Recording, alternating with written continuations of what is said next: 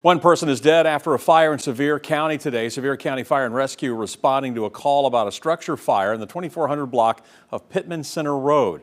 Crews were dispatched around 3 a.m. When they arrived, fire crews found the building on fire, but they had a difficult time getting into the building because of the condition it was in. Now, when they were able to make it inside, they found the person who had died. The fire is currently under investigation. Of course, we're going to have an update for you when we get more details.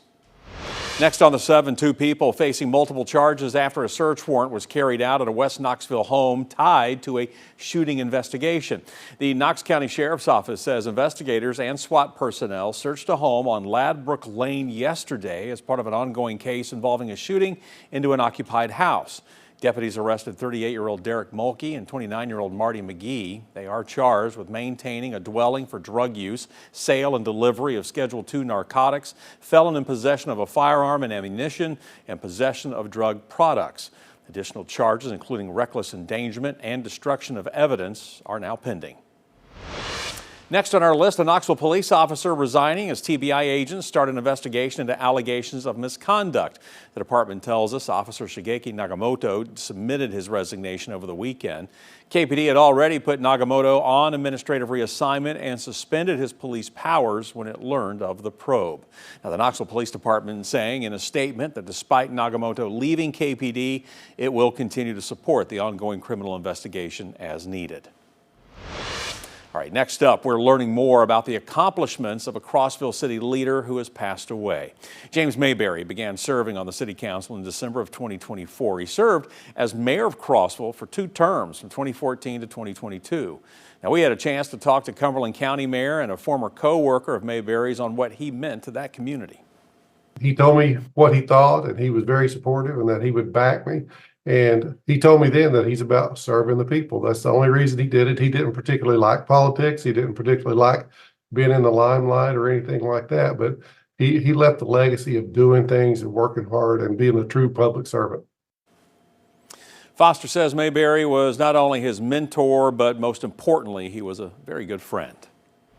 All right, next on the 7 for you tonight, construction that has impacted downtown Clinton for more than a year is now complete.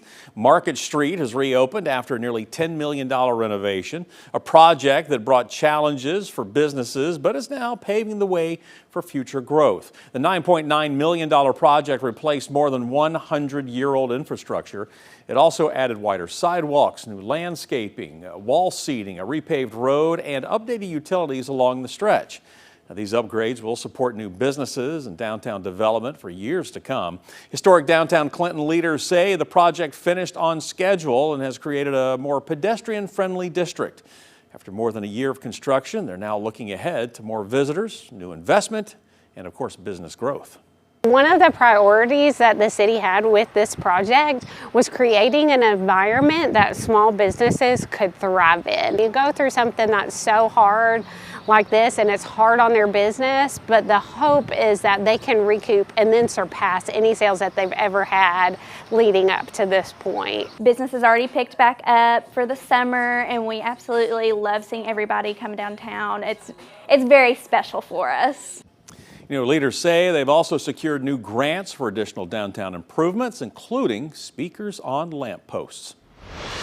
Major development project is moving forward in Western Heights. That's next for you here on the 7. Today, KCDC broke ground on new community spaces designed to give people more than just new buildings. The project focuses on creating opportunities for families, youth, and really the entire neighborhood. Now, the project includes a new Connections building, an expanded Beaumont Youth Center, and a 2-acre destination park with splash pads, playgrounds, and community gathering spaces. Leaders say many of those features came directly from 18 months of getting feedback from area residents. Residents let us know we want to see some access to entrepreneurship. We need access to fresh food. We need access to expanded art programming. We want a safe community. All of these things that I've mentioned have led us to what we're doing here today. The Connections building, Destination Park, and Youth Center expansion are expected to open next year, while the overall transforming of the Western redevelopment is expected to continue through the year 2029. Next for you tonight, a group pushing back against the proposed landfill in Scott County wants even more assurance that the project will not move ahead. You know, as we told you about the push to build the Roberta II landfill near Winfield and how the Tennessee Department of Environment and Conservation denied a permit for water impacts back in April. Well, now one of the groups opposing Roberta II, Cumberland Clear, has filed a lawsuit asking a judge to block an old permit, one the organization calls a zombie permit from, well, coming back to life.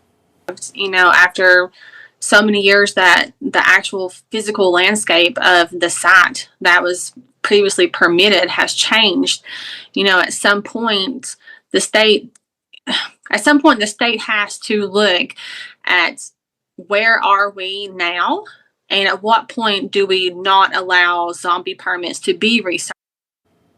Cumberland Clear tells us that 2 permits are required for the landfill to go forward. One of those is the water permit that was rejected. They are asking a judge to force the developers to start over completely.